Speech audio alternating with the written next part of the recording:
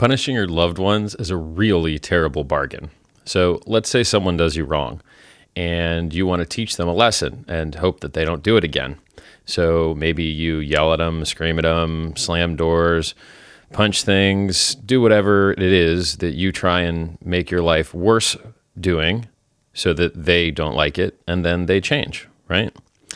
Well, that's terrible because first, they've already wronged you once, which perhaps it might have been profitable for them to do.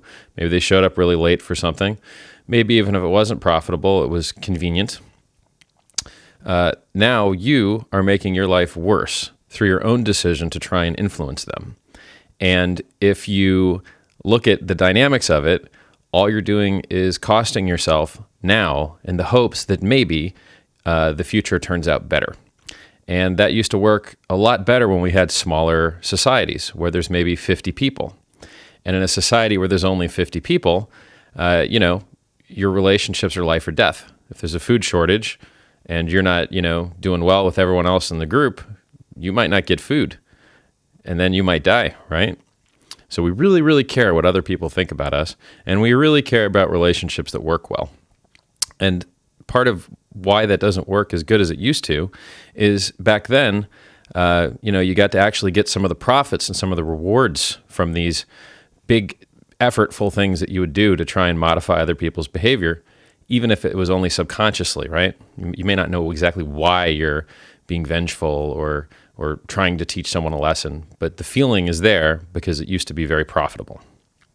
So these days, you can have a bad interaction with a loved one in the morning, have your morning ruined, and now you're going to maybe have a bad day at work.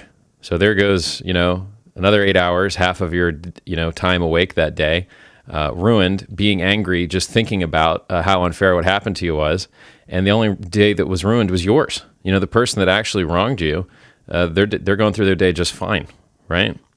So it's a little crazy and unfair that there's this first mover advantage to the person who does wrong first, and they get to keep the profit. And then it gets even worse.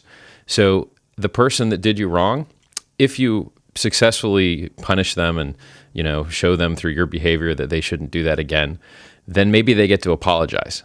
And what do people that apologize do?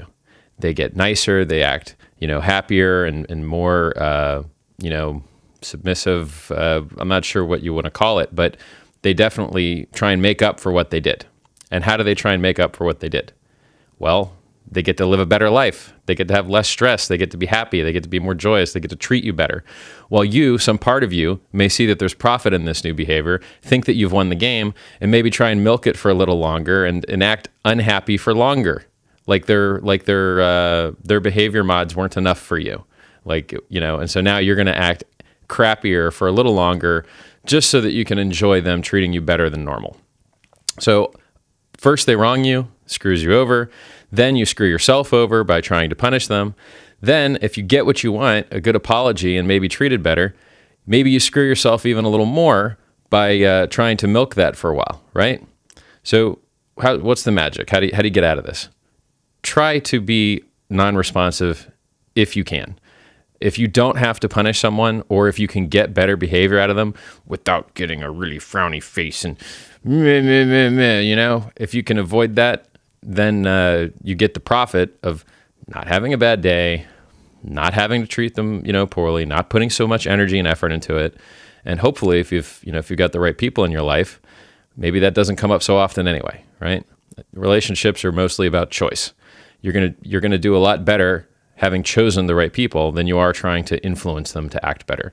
People seem to change more often for the worse than for the good. And I know you can't choose your family so much as you can choose your friends and your lovers, but, you can change your environment, right?